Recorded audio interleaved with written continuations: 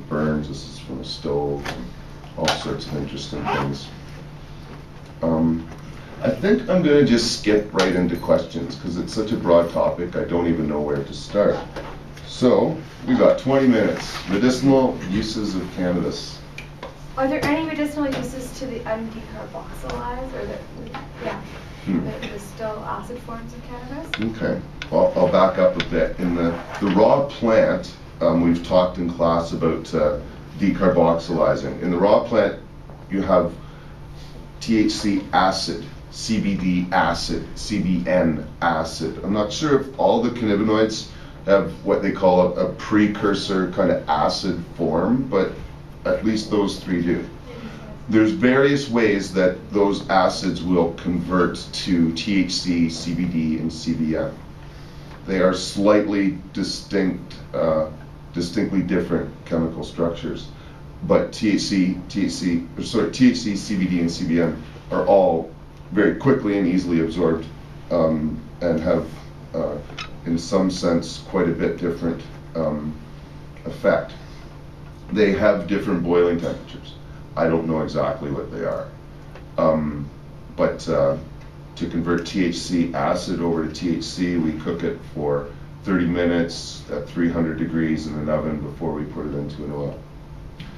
From my understanding, THC in particular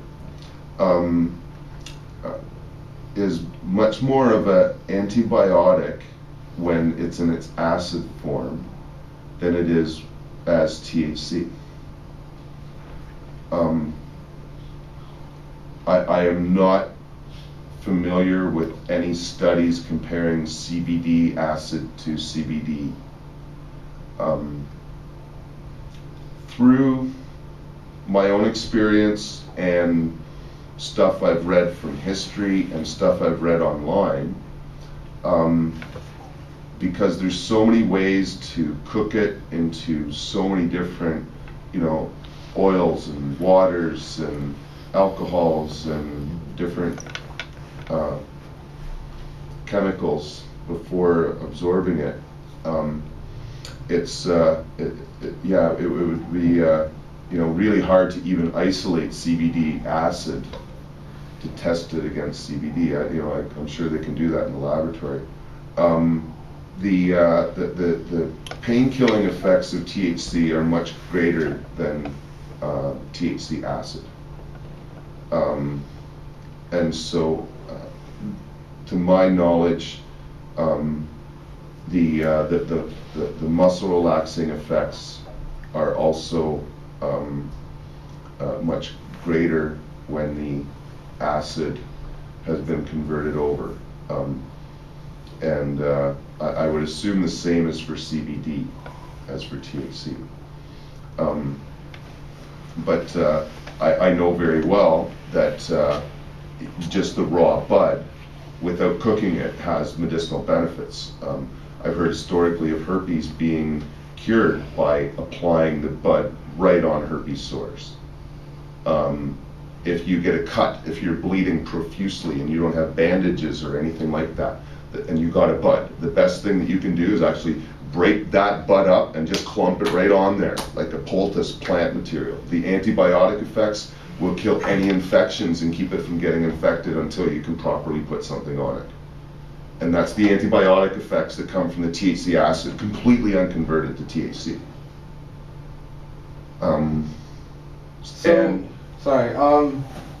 Would you say there's anything bad about the smoking the plant? Like, is there anything good you get from the plant versus, because the THC is good, we get that.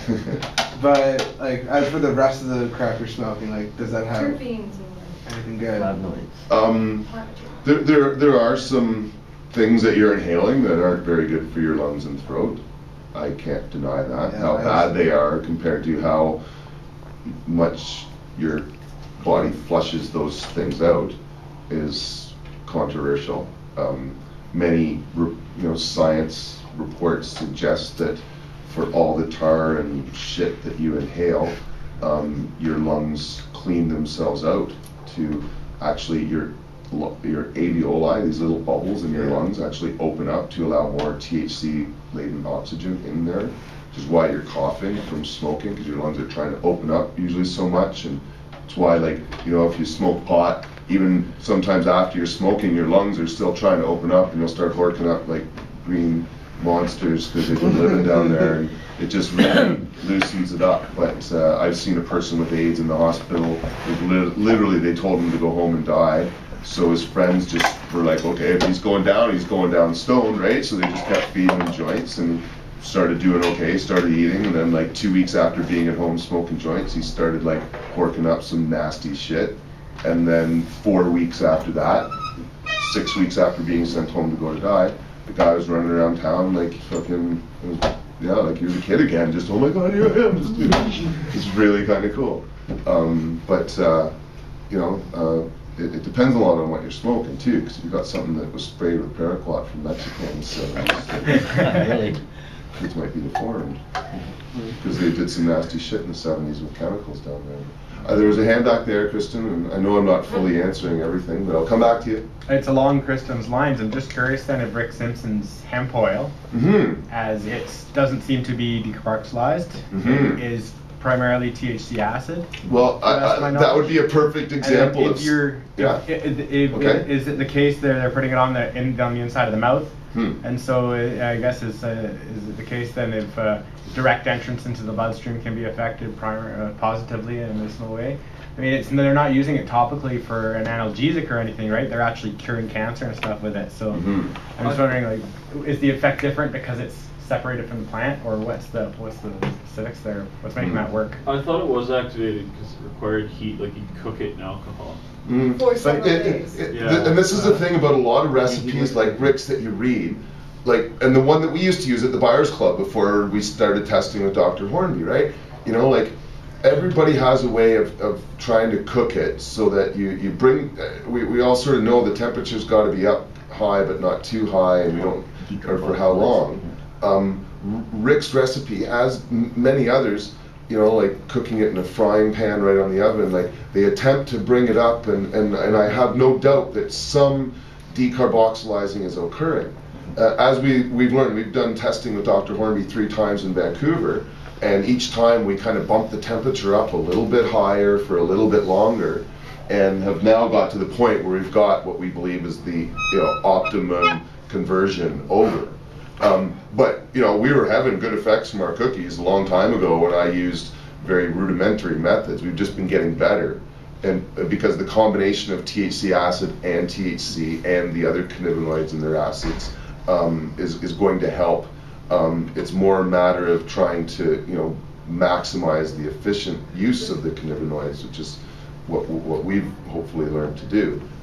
Certainly, you know, the way that Rick makes it using the whole plant, like the leaf and the bud, and then you know, cooking it down to this kind of black goo, and getting people to consume it orally is going to both utilize the whole plant medicine. Like at our club, we make some products out of leaf, some out of bud, some actually out of the stem even too, right?